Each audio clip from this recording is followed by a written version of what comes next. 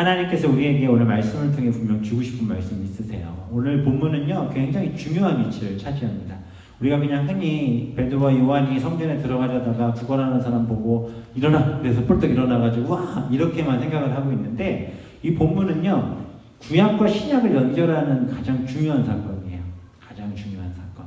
성령의 임재 사건 이후에 베드로가 같이 있었던 회중들을 떠나, 같이 기도하던 공동체 회중을 떠나 세상에 나아가서 이루어진 역사인데, 이 일을 통해서 하나님께서는 구약과 신약, 그리고 그 가운데 하나님 예수 그리스도를 통해 이제 어떠한 일들이 성령 충만을 받은 사람들에게 일어나는지를 이 본문을 통해서 오픈하시는 거예요. 그래서 이 본문은요, 더 이상 죄에 눌린 존재들로 살아가는 우리 인생이 아니라 누구를 바라보면? 손지름 목사를 바라보면? 그럼 큰일 나요. 누구요? 하나님. 오직 예수 그리스도를 바라보면 우리에게 놀라운 은혜가 있다. 이런 주제를 가지고 이 본문의 내용이 쓰여져 있어요. 그 이야기의 주인공, 그 시작이 바로 오랫동안 걷지 못한 사람에게 이 시선이 쭉 꽂혀져 가고 있습니다. 오순절 마가의 다락방에 성령이 임했죠. 새로운 공동체가 초대교회 모습을 하나 둘씩 갖추어가요. 우리 교회처럼. 저희 교회도 교회 모습을 이렇게 아름답게 하나 둘씩 갖추어가고 있거든요. 그래서 사도행전 2장 뒷부분에 보면은 믿음의 사람들이 어떤 삶을 살아가는지를 우리가 계속해서 봤죠. 어떤 삶을 살아갔어요? 2장 후반에 보면은 사람들이 전부 다 함께 모여서 마음을 같이 하고 성전에 모이기를 힘쓰고 집에서 떡을 떼며 기쁨과 순전한 마음으로 음식 먹고 하나님 찬양하고 온 백성에게 칭송을 받으니 주께서 구원받는 사람은 날마다 더하게 하시니라. 사람들에게 칭찬받는 일들이 벌어지기 시작합니다. 그리스도인들을 바라보며 사람들이 존경하기 시작했어요. 그리스도인들을 바라보며 저 사람이라면 정말 믿을 수 있는 사람이다 라는 소리를 듣기 시작했어요. 언제? 초대교회 가운데. 우리 사랑하는 성도님들, 그런 소리 들으시죠? 옆에서 사람들에게 당신은 정말 정직한 사람입니다. 당신은 정말 하나님을 믿는 사람입니다. 하시라고 옆에 있는 분에게. 옆에 있는 거 하세요.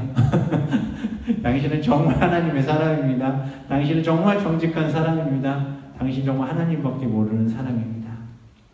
이 은혜의 누림이 그들 가운데 있었다라는 것입니다.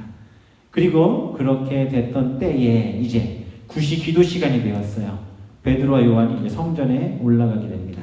1절과 2절에 있는 말씀이죠. 구시 기도 시간에 베드로와 요한이 성전을 올라가요. 근데 그때 누굴 만납니까? 나면서 못 걷게 된 이를 사람들이 메고 왔어요. 이는 성전에 들어가는 사람들에게 구걸하기 위하여 날마다 미문이라는 성전문에 두었다라는 거예요. 여기서 보면 나면서부터 못 걷겠다는 사람이 선천적으로 걷지 못하는 사람이었습니다. 이 사람을 사람들이 메고 왔어요. 이유는 성전에 왔다 갔다 하는 사람들에게 구걸을 해서 그 사람에게 돈을 받고 그 돈을 모아서 다시 다 가져오는 거죠. 아무래도 이 사람이 그 앞에서 구걸을 하지만 받은 수익을 본인이 다 갖지는 않았을 것 같아요. 그렇죠? 같이 간 사람들이 있었을 것이고, 어쩌면 이 사람은 한 푼도 받지 못했을지도 몰라요. 그냥 그 용도로만. 야, 우리가 너 먹여줄 테니까 그냥 거기 앞에 하루 종일 앉아서 구걸이나 하고 있어. 그 구걸하고 오면 돈 받은 거 갖고 있었겠죠. 또 때로는 누군가에게 매를 맞기도 했겠죠. 문 앞에서 뭐 하고 있는 거야? 욕도 먹고. 그리고 들고 오는 사람들에게 또 핀잔을 받기도 했을지 모릅니다. 이 사람에게 있어서 걸어다니는 사람들은 마치 그림의 떡처럼 나에게는 도저히 이루어질 수 없는 일과 같이 여겨졌을지 모릅니다. 그림의 떡 아시죠? 그림의 떡, 그죠? 그림의 뼈다귀, 그죠? 개한테 칠판에다가 뼈다귀 그려놨더니 저러고 있는데 저 뼈다귀를 먹을 수 있어요, 없어요? 못 먹죠, 그죠? 안주뱅이의 삶이 그랬다는 거예요. 다 걷지만 그는 걷지 못하는 사람이었습니다. 실제로 당시 성전 주변에는 이런 사람들이 많이 있었다고 그래요. 그래서 그걸로 생계를 유지하고 있었다라고 얘기하고 있습니다. 이런 모습이 우리 가운데 있진 않습니까? 우리도 바라지 못할 것들을 계속해서 바라보며 살아가고 있진 않습니까? 이 일이 불가능한 일이다라고 여기며 살아가고 있진 않습니까? 제가 미처 생각을 못했는데 설교하는데 저 사진이 계속 앞에 있는 건 좀 아닌 것 같으니까 앞으로 일단 당겨놓을게요. 일단 살짝 지나가겠습니다. 그래서 이 사람은 그렇게 생계를 유지하던 사람이었어요. 다 모든 것이 그림의 떡처럼 보였습니다. 자기는 이루어질 수 없는 것. 교회 안에 성전 안으로 들어가는 것도 마찬가지고 자기 스스로 걷는 것도 불가능한 일이고 모든 사람들이 다 걷지만 자기는 걸을 수 없는 사람. 사도행전 4장 22절에 보면 이 사람의 나이가 약 40세로 나오고 있습니다. 40년이란 긴 세월을 단 한 번도 걸어보지 못한 사람. 육체적으로 걷지 못하기 때문에 걸어다니는 사람들을 보는 것이 부러웠을 것이고 영적으로는 어떨까요? 예배하러 성전에 갈 수 없죠. 40여 년, 이 사람이 어렸을 때부터 하진 않았겠지만 못해도 20년, 30년은 성전 미문에서 늘 구걸을 했지만 그는 그 미문을 넘지 못하여 어찌 보면 영적으로도 채움이 없는 그런 갈급함으로 굶주림에 있었던 사람이라고도 할 수 있다라는 것이죠. 영적으로도. 30년을 성전 문 앞에서 구걸을 했으니 뭘 못 받겠어요? 별걸 다 받겠죠. 그죠? 어떤 사람들을 봤을까요? 교회 안에 들어갈 때 막 울상이 되어서 들어오는 사람을 봤겠죠. 저 사람은 뭔 일 있나 보다. 저 사람한테 돈 달라고 한 대 맞겠네. 가만히 있어야지. 그 사람이 예배드리러 들어갔어요. 근데 나오는데 막 화난 표정으로 나와요. 무슨 일이 있었던 거지? 뭐 이런 경우들도 봤을 것이고 어떤 사람은 막 기쁨으로 들어가서 막 그런 줄 알았더니 나올 때 막 엉엉 울면서 나오는 사람도 있었을 것이고 도대체 저 안에는 무슨 일이 벌어지고 있나? 에휴, 나 같은 놈이 뭘 생각을 해? 그냥 구걸이나 하자. 빨리 오늘도 할 양을 채워야 될 텐데 그 마음으로 매일 그 자리에 있었을 것입니다. 어제와 똑같은 하루 성전에 예배드리러 가는 사람들에게 손을 벌려 구걸하고 있습니다. 하루 이틀도 아니고 한 20-30년 이상을. 왜 하필 미문이었을까? 단순히 당시 미문이 사람들이 자주 왔다 갔다 하는 곳이었기 때문만은 아닙니다. 왜냐하면 당시에 유대인들이요, 이 성전 미문에 있는 안진뱅이는 유대인들의 특별히 율법주의자들에게 있어서 굉장히 중요한 자신들이 조금 율법을 잘 지키고 불쌍한 사람을 돕는다라는 것들을 보여주기에 딱 좋은 존재들이에요. 그렇기 때문에 일부러 성전 주변에 있는 이런 구걸하는 사람들을 막 쫓아내지 않았어요. 더욱이 저 그림에도 나오지만 당시 들고 있던 사람들은 은쟁반 같은 쇠로 된 동전을 넣으면은 땡그랑 소리가 나는 그런 구걸 그릇을 들고 있었다라는 것이죠. 유대인들이 종교적 가식과 외식이 마치 자신들은 불쌍한 사람들을 잘 돕는 사람 것을 보이기 위해서 길목의 거린들에게 돈을 던져주곤 했어요. 당시 어떤 역사가의 글을 제가 찾아보니까 이렇게 써있더라고요. 당시에 성전에 들어가던 사람들이 거린에게 돈을 줄 때 소리가 크게 나게 높은 곳에서 떨어뜨리거나 던져서 소리가 나게 했다라는 글이 있더라고요. 왜 주는 거예요? 나 이런 사람이야 하면서. 우리는 이렇게 굳이 하시면 안 돼요. 교회에서 이런 마음으로 성경 공부하시면 안 돼요. 이런 마음으로 누굴 도와주셔도 안 돼요. 하나님 진짜 안 좋아하시는 마음. 유대인들이 그랬다니까요. 주변에 거린들이 많았어요. 그들에게 딱 볼 거예요. 거기서는 동전을 탁 던진 사람들이 몇 개 떨어지나 듣겠죠. 따라랑 떼링 막 많이 날수록 사람들이 와, 저 사람은 가난한 사람을 많이 돕는구나 라고 착각하게끔 이 사람들을 사용하기도 했습니다. 그런 무시와 아픔을 당해도 이 사람은 먹고 살아야 했습니다. 그 자리에서 엎드려 있어야만 했던 사람이지요. 그 사람을 미문 앞에 뒀습니다. 미문은 곧 아름다운 문이라는 뜻을 갖고 있어요. 아름다울 미자의 문자인데 아름다운 문이에요. 이름에 걸맞게 금과 은으로 만들어져 있었고 여기에 사용되는 금과 은은요, 당시의 최고 상품인 그 지역에서 가지고 와서 특별히 고린도 지역에서 생산된 금과 은을 가지고 와서 만들었어요. 높이가 한 20m 정도 되는 문 하나가 20m 정도 돼요. 그 금과 은으로 치장된 아름다운 문을 만들어 놓고 그 미문을 통과해서 성전으로 들어가게 했습니다. 40년을 그 자리에. 그러나 그에게 성전에 들어가는 것은 그림의 떡이었어요. 저기 보시면 미문이 어디냐면요, 저 밖에 아웃사이드에 있는 저 문이 아니고요, 안쪽에 있는 곳이에요. 여기 제가 이걸 다시 갖고 왔는데 이건 모형이에요. 모형. 지금은 없어요. 이문이에요. 이문. 다른 데는 색깔이 별로 아니고 여기 벌써 반짝반짝하죠? 금 필요하신 분들 여기 가셔가지고 긁어오시면 안 돼요. 아셨죠? 여기 저 높이가 한 20m 정도 되었던 그런 문이었다라고 합니다. 햇빛이 비치면 반짝반짝 빛도 나고 너무나도 휘황찬란한 문. 그 문 앞에 누가 있습니까? 그 문 앞에 오늘 본문의 주인공인 걷지 못하는 거린이 앉아 있었다라는 것이죠. 저 시대의 성전은 헤롯 성전이라고 불렸어요. 왜냐하면 헤롯이 지었기 때문이죠. 그래서 돈을 진짜 엄청나게 들여서 화려함에 극을 달리게 건물을 지었어요. 성전의 입국적인 미문은 평생 스스로 한 번도 일어설 수 없었던 그 사람이, 평생 동냥하던 그 사람이 등 뒤에는 뭐가 있는 거예요? 금으로 된 문이 있고 그 앞에서 돈을 걷고 있었다라는 것이죠. 한 푼 주세요. 저 좀 도와주세요. 절박한 그의 소리가 들리는 듯합니다. 가장 아름다운 문 앞에 가장 절망스러운 존재가 앉아 있어요. 가장 절망스러운 사람이. 그리고 그곳을 향해 누가 걸어갑니까? 베드로와 요한이 걸어가고 있었습니다. 시간은 제9시 기도하는 시간이라고 이야기하고 있습니다.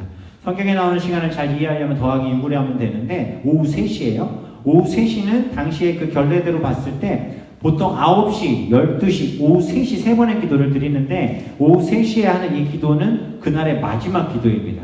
그 얘기는 뭐냐면 성전 미문에 앉아있던 이 사람은 아침 일찍 출근해서 이제 거의 마무리될 시간까지 그 자리에 앉아 있었다라는 것이죠. 정확한 해석은 아니지만 돈이 생각했던 것만큼 많이 걷어지면 빨리 그 들고 오는 사람들이 데리고 들어가 버렸대요. 그렇지만 그렇지 않을 땐 늦은 시간까지 양을 채울 때까지 두지 않았을까라고 얘기를 합니다. 그렇게 이해를 한다면 이 사람은 그날은 늦은 시간까지 더 많은 것들을 받지 못해 힘들어하고 있었던 그때였습니다. 그때 베드로와 요한이 그 안으로 걸어가고 있었어요. 매일 하던 그 모습대로 기도하러 들어가고 있었습니다. 그리고 이 사람이 베드로와 요한에게 국어를 시작합니다.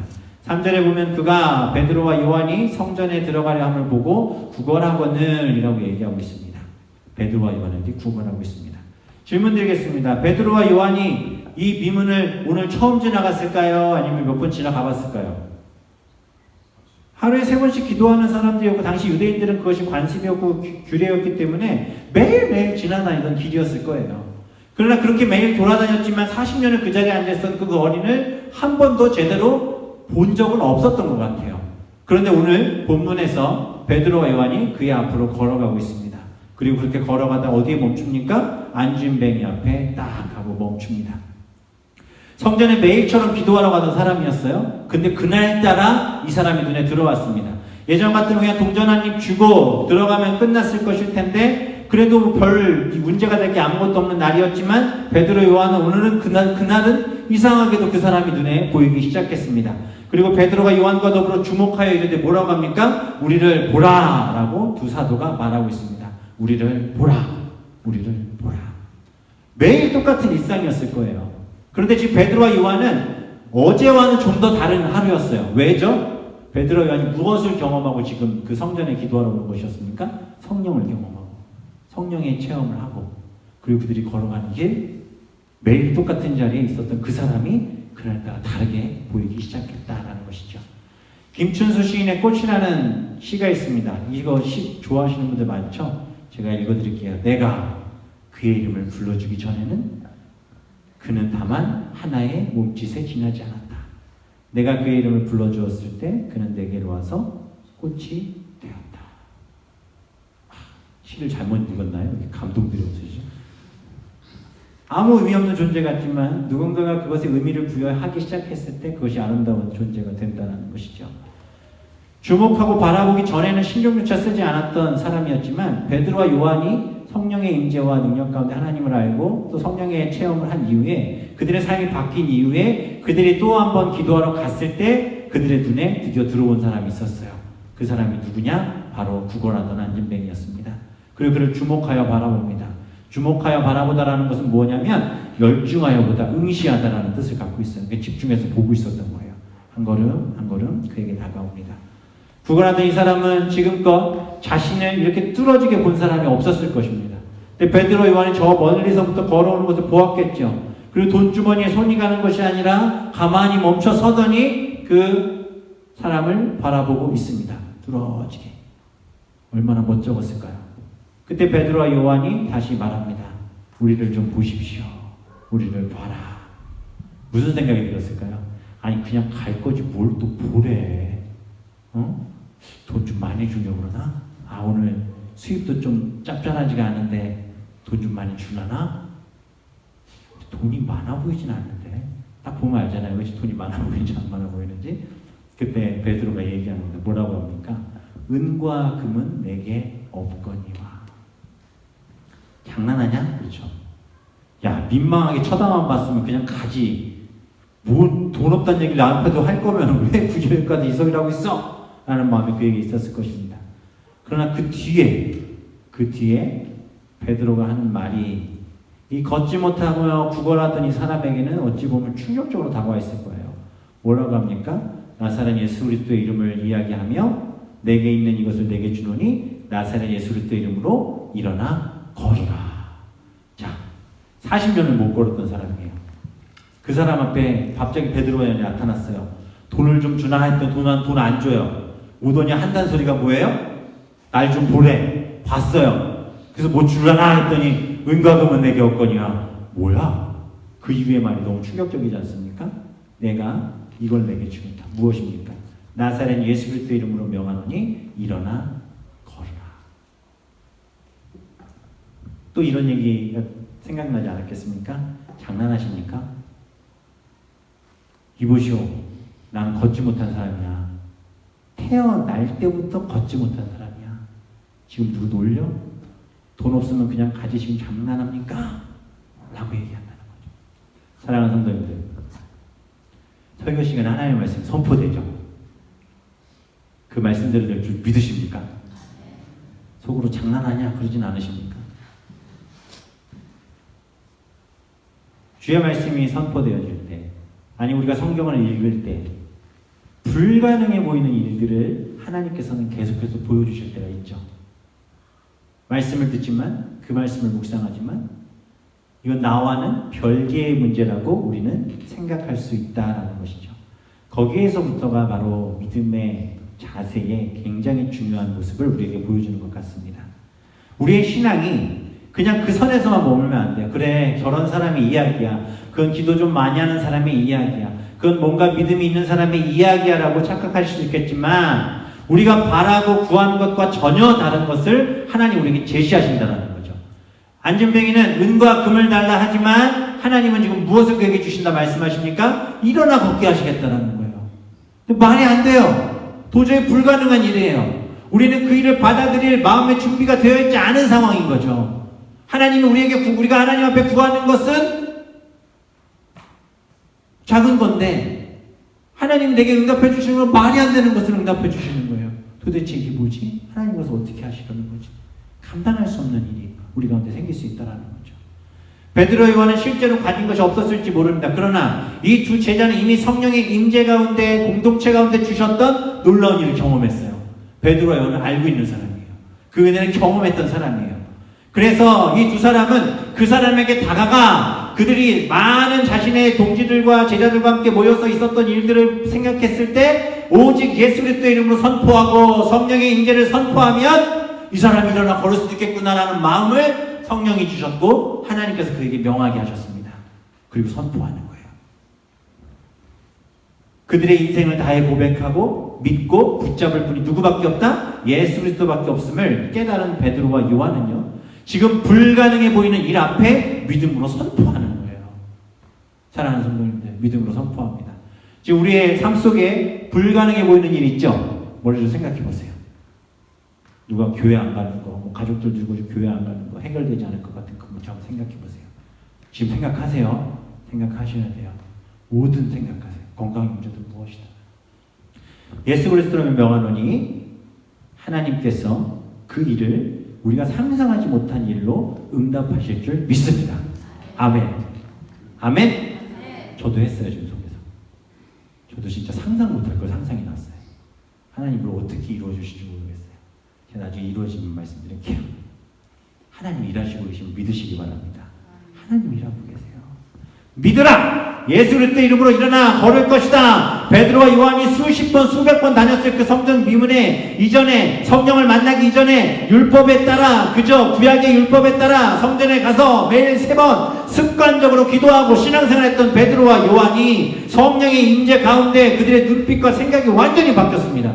이게 바로 성령을 만난 사람들이 세상을 바라보는 시선입니다.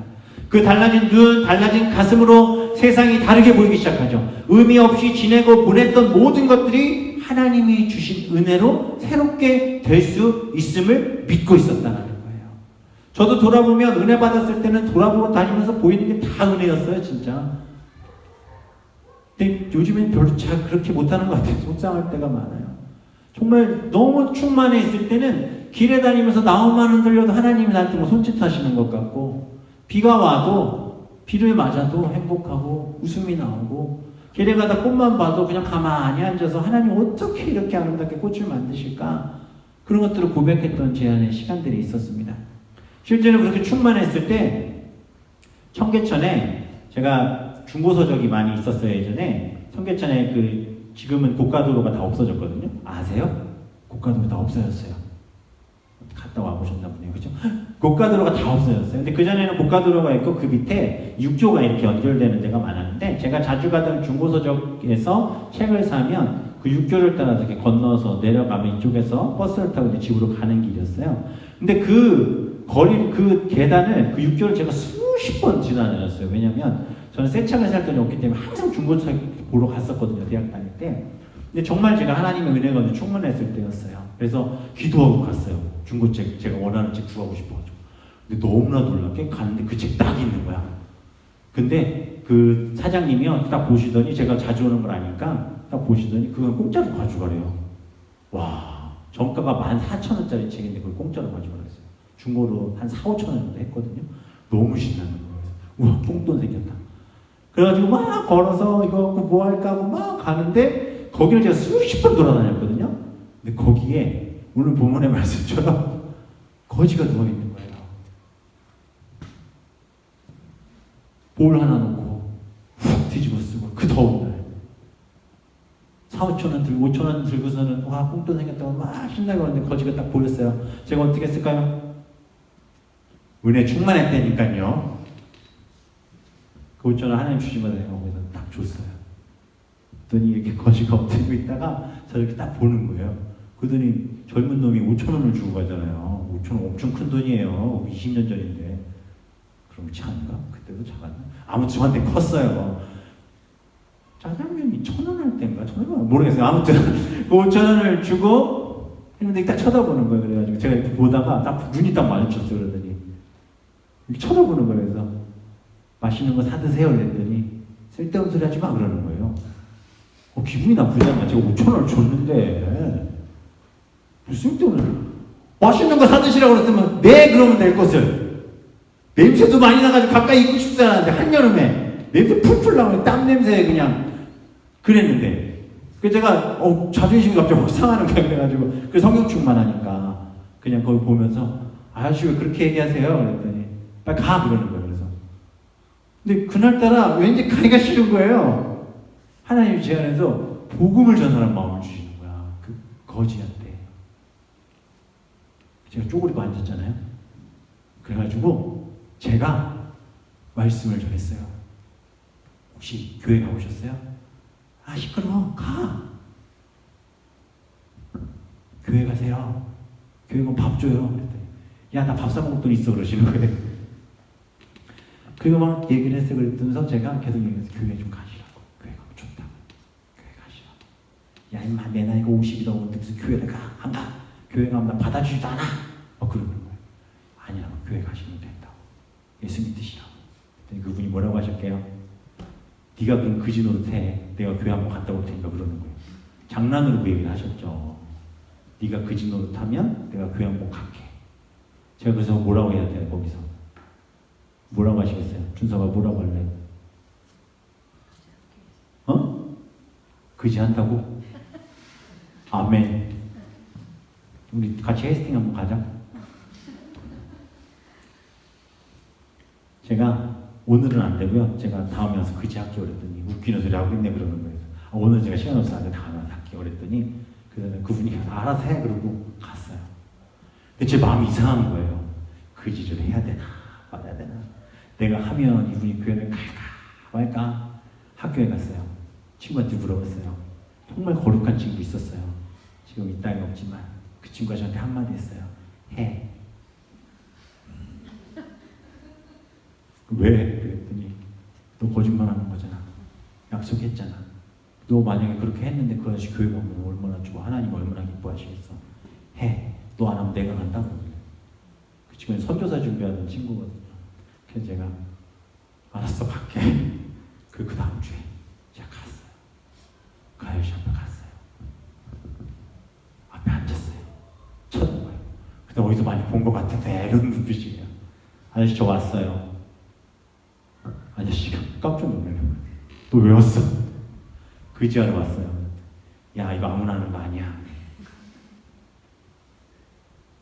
제가 잠깐 봐드릴 테니까 가서 맛있는 거 사드시고 오세요. 그때 그분이 진짜 오래 망설이셨어요. 왜? 이러는 거예요. 아저씨 교회 간다면서요. 제가 그지하면 교회 가신다면서요. 저 그 약속 받으러 왔어요. 얘기 말씀드렸어요. 그때 그분이 한참 먹으면 내가 안 갈 것 같으니까 제가 또 5,000원 또 갖고 왔거든요. 친구가 5,000원 줬어요. 그 아저씨 갖다 드리라고 5,000원을 주면서 이걸로 짜장면 한 그릇 사 먹고 오시라고 제가 있겠다. 그 아저씨가 그럼 알았어. 내가 점심만 잠깐 먹고 올 테니까 점심 먹고 올 테니까 잠깐만 있어. 그래서 어떻게 해야 돼요? 그랬더니 무릎 꿇고 엎드리고 거적대기 뒤집어 쓰고 있으려. 그러면 사람들이 가다 돈 놓고 간다고.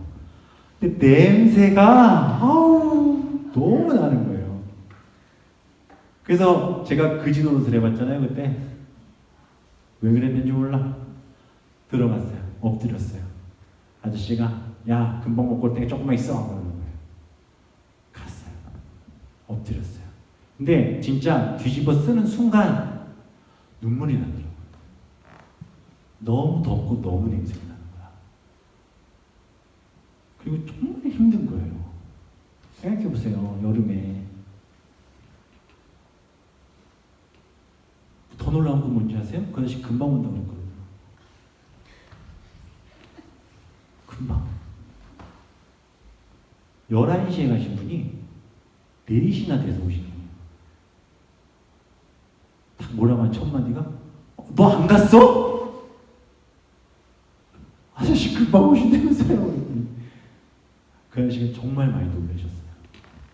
정말 많이 놀라셨어요. 그리고 앉아서 그 아저씨가 김밥을 사갖고 왔더라고요. 같이 거기 앉아서 김밥을 먹는데 저도 그지가 돼서 앉아있었던 거예요. 사람들이 지나가면서 보는 시선은 전혀 문제가 되지 않았어요. 그리고 그 아저씨가 한참을 대화했어요. 그리고 그 가까이 영락교회가 있고 하니까 그쪽으로 가시라고 막 그랬더니 야 내가 교회는 안 가서 너는 평생 기억하겠다 그러시면서 내가 한번 생각해 볼게 그러시는 거예요. 그리고 나서도 제가 몇 개월 지나면서 그분을 몇 번을 뵀어요. 지나갈 때 제가 한 번 2,000원 줬더니 왜 2,000원만 주냐고 한번 그러고 돈 없다고 그랬더니 그럼 용돈을 안 하고 2,000원도 준 적도 있고 막 그런 적이 있는데 근데 그 육교가 사라졌어요. 그게 좀 막 흔들흔들거렸거든요. 사라지고 그러면서 그 아저씨를 이제 못 보기는 했는데 제 마음에 그런 생각이 있어요. 하나님이 그분을 어떻게든 교회 가운데 부르시지 않았을까에 대한 제 기도의 제목이 있었습니다. 돌아가서 저보고 그지노릇하라고 했던 그 친구한테 그 얘기를 했더니 저를 등을 똑딱똑딱 해주면서 야 맛있는 거 사줄게 가자 그래가지고 먹는데 그 친구가 저한테 이 말을 했어요. 너 평생 죄 지어도 이거 하나 때문에 천국 갈 수도 있겠다. 그래서 아 진짜? 내가 그랬더니 그 친구가 너 대단하다. 너 진짜 할 줄 몰랐다고. 제가 이 말씀을 왜 드리냐면 우리가 은혜 충만할 때 우리가 성령의 정말 임재 가운데 있을 때 세상이 바라보는 눈빛과 또 세상을 바라보는 우리 시선은 달라질 수밖에 없음을 기억하시기 바랍니다. 내가 어제와 똑같은 시선으로 또 오늘 하루를 살고 또 그 마음을 가지고 오늘 하루를 또 불평과 불만과 괴로움으로 하루를 마감하고 계시다면 내 안에 정말 성령이 계신 것인지 내가 정말 주님 앞에 예배드리러 와서 예배드리고 간 것인지 이것을 우리가 심각히 한번 고민해 보셔야 할 줄 믿습니다. 은과 금은 내게 없지만 예수 그리스도의 이름으로 일어나 걸으라 라는 선언은요 예수 그리스도만 힘을 주시고 예수 그리스도로만 생명을 얻고 예수 그리스도로만 모든 문제를 능히 이길 것이다라는 선포예요. 제가 젊은 나이에 그 혈기왕성할 때 은혜 받아서 한번 해봤겠지만 저는 잠시 잠깐 4시간 정도 3시간 반 4시간 정도 있었던 거지만 정말 죽도록 힘들었어요. 근데 우리는 길을 가며 그런 사람들을 보면 뭐라고 합니까? 아유 왜 저렇게 사는지 몰라 라고 얘기하죠. 그러나 그들에게도 예수님은 함께 하십니다. 믿으십니까? 동일해요. 그 예수님은 우리와도 함께 하십니다. 우리의 책임과 사명이 무엇인지 아셔야 돼요. 우리는 많은 인생의 짐 때문에 힘들어합니다. 주저앉아 버리고 싶어해요. 죽지 못해 사는 사람들도 많아요. 그러나 잊지 마세요. 내 안에 생명이 임하고 성령이 임하고 하나님의 나라가 임할 때 우리의 모든 짐이 하나님 앞에 예배의 조건들이 될 줄 믿습니다. 그것이 우리에게 복음의 도구가 될 줄 믿습니다. 세상 사람들은 영적으로 하나님 앞에서 걷지 못하는 사람들이지 않습니까? 오늘 이 자리에까지 걸어서 차 몰고 잘 오셨죠. 그러나 우리는 혹시 영적인 안진뱅이로 이 땅 가운데 계시진 않습니까? 세상을 향해 한 푼 줍쇼 하고 있진 않습니까? 세상을 향해 구걸하고 있진 않습니까? 뭐라도 하나 생길까?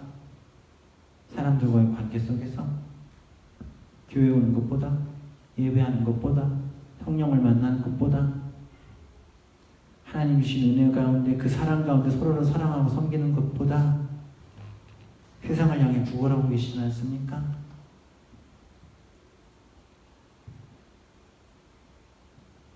우리가 거짓입니까? 이 사람의 인생은 구걸하는 안진뱅이였습니다. 이것이 그의 정체성이었어요. 베드로와 요한은 매일 그 자리를 걸어 다녔지만 단 한 번도 이 사람에게 예수 그리스도를 전해야 되겠다는 생각은 한 번도 안 했던 사람이었습니다. 그들의 변화가 어디에서부터 옵니까? 성령을 만났을 때, 예수 그리스도를 만났을 때 변화가 오기 시작한 거예요. 베드로와 요한이 다가섭니다. 그리고 말합니다. 그리스도의 이름으로 일어나 걸어라. 너무나도 확신에 찬 선포였어요. 그러나 이 사람은 두려웠을 것입니다. 걷는 게 뭔지 모르거든요. 태어나서 한 번도 걸어본 적이 없는 사람한테 걸으라라고 얘기하고 있어요. 망설이는 그에게, 망설이는 우리에게 오늘 예수님께서 우리에게 손을 뻗어 우리의 손을 잡으시는 줄 믿으시기 바랍니다. 베드로와 요한이 예수 그리스도의 은혜와 성령의 능력으로 그 사람의 손을 붙잡습니다. 그때 무슨 일이 벌어집니까? 발과 발목이 곧 힘을 얻고, 할렐루야. 발과 발목이 곧 힘을 얻고, 성령 충만한 그 베드로의 손을 잡는 순간 단 한 번도 발과 발목에 힘을 준다는 것이 무엇인지 몰랐던 이 사람이 발과 발목에 힘을 얻죠. 8절에 뭐라고 합니까? 뛰어서서 걸으며. 이 어떤 장면인지 아세요? 안진뱅이 앉아 있었잖아요. 앉아 있는데 잡은 거예요. 힘이 솟잖아요. 들어 올리는데 이렇게 되는 거예요. 이렇게. 아시겠어요? 이 사람 뛰어봤어요?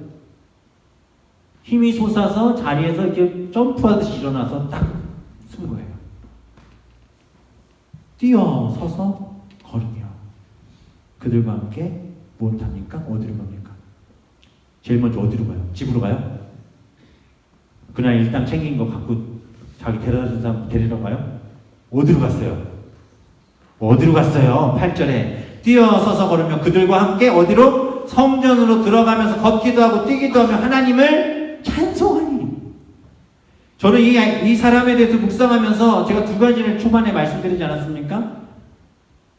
그림의 떡, 걸어다니는 사람의 모습이 그에게 그림의 떡이었고, 성전 안에 들어가 예배드리는 사람들의 모습이 그에게 그림의 떡과 같은 일이었어요. 불가능해 보이는 일이었습니다. 그러나 이 사람은 그 자리에서 20-30년을 그 자리에서 매일 거리 생활을 했지만 들려오는 소리가 있었겠죠. 변화돼서 그 안에서 정말 울상으로 들어갔던 사람이 변화돼 나오는 일을 보았겠죠. 이 사람의 마음속에는 내가 걸을 수만 있다면 저 성전으로 제일 먼저 들어가 하나님을 예배하고 싶구나 라고 생각했던 것 같습니다. 우리가 문제가 해결되면, 어려운 문제들이 해결되면 어디로 먼저 가십니까?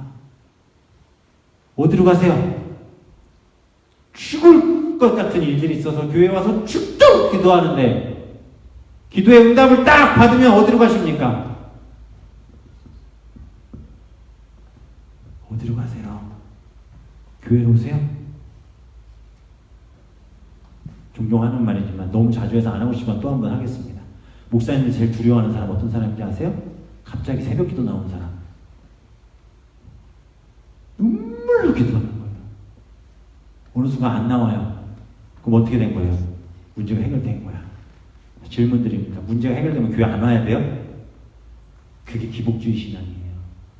우리는 그렇든 그렇지 않든 그리 아니하실지라도 주님 앞에 나 엎드려야 할 줄 믿습니다. 이 사람은 문제가 해결되는 순간 성전 안으로 뛰어가 걷기도 하고 하나님을 찬송하니, 모든 백성이 그 걷는 것과 하나님을 찬송함을 보고 그 사람을 다 알잖아요. 야, 저 사람 미문에 앉아 구걸하던 사람인 줄 아냐? 그 사람의 정체성을 그 사람들이 얘기하는 거예요. 저 사람 구걸하던 거린 아니냐라고 얘기하지만 그 사람은 더 이상 그런 사람이 아니었던 거예요. 하나님을 찬양하고 예배하고 있습니다. 기쁨과 즐거움을 얻고 슬픔과 탄식이 사라지는 이 시간 되시기를 주님의 이름으로 축원합니다. 우리가 이 밤에 하나님 앞에 부르짖지 않고 기도한 대로 들어주시리라는 기대도 하지 않고 기도의 응답을 기다리지도 않고 기도를 응답받아도 주님 앞에 서지 않을 마음이라면 이 자리에 있는 것은 아무 의미가 없습니다.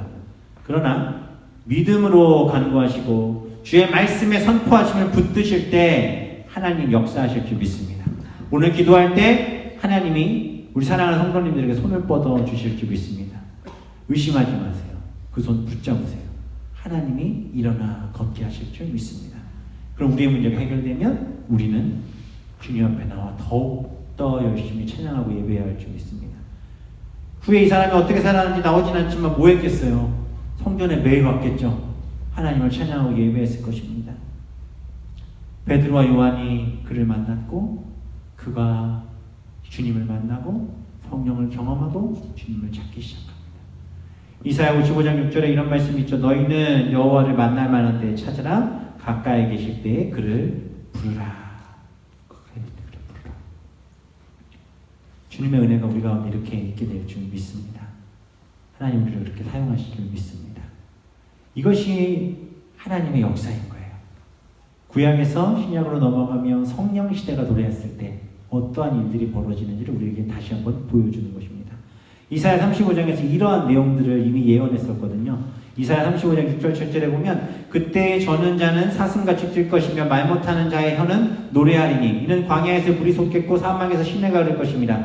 뜨거운 사막이 변하여 못이 될 것이며 메마른 땅이 변하여 원천이 될 것이라 라고 말씀하고 계세요. 걷지 못하는 구제불능의 죄인을 상징하던 사람인데 자기 힘으로 걷지도 구걸하지도 가지 못하는 사람인데 성전 입구에 앉아는 있지만 성전에 들어갈 수도 없었던 사람인데 예수 그리스도로 말미암아 벌떡 일어나 하나님을 찬양하는 역사가 우리 삶 가운데 있어야 할 줄 믿습니다. 우리 교회 가운데 있어야 할 줄 믿습니다. 아니 우리 삶 가운데 있어야 합니다. 왜? 우린 예수님의 사람들이니까. 우린 성령의 사람들이니까 우리를 이렇게 바꿔주실 줄 믿습니다. 이전에는 성전에 들어가야만 이루어져야 될 일들 이제 미문 앞에 있는 그 안진뱅이에도 누구를 통해? 성령을 통해 역사가 일어나기 시작하는 거예요. 하나님 그렇게 우리 가운데 임하십니다. 우리 교회 성령이 붙으시는 교회 될 줄 믿습니다. 하나님의 놀라운 선물이 이 교회를 통해 이루어지실 줄 믿습니다. 저희가 8월 30일에 9월 1일 전교회 수련회를 가려고 하는데 주제가 하나님의 선물이에요. 하나님의 선물. 제가 막 기도하면서 하나님 주제를 뭘로 잡을까요? 막 별 생각 많이 했어요. 성령 충만하라. 기본으로 돌아가라. 예배를 회복하라. 막 그랬는데 가만히 생각해 보니까 더 귀한 은혜가 내 안에 있길 막 소망하라고 기도했더니 다 줄게 그러시더라고요 하나님이.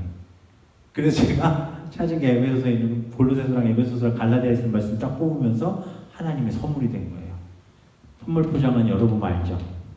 사랑하는 성도님들 기도로 준비하시고 정교인 수련회 함께 하시면 그 선물 여는 순간 깜짝 놀라실 겁니다. 성령이 우리에게 채워주실 줄 믿습니다. 오늘 한 해가 가기 전에 벌써 6월 마지막이 다가오잖아요. 뭐 했다고 벌써 6개월이 다 지났어요? 7월부터 또 쑥 가는데 남은 6개월 예배하고 기도하고 주님 붙잡아서 우리의 모든 문제의 해결함을 받는 귀한 우리 성도들 되시기를 주님의 이름으로 축원합니다.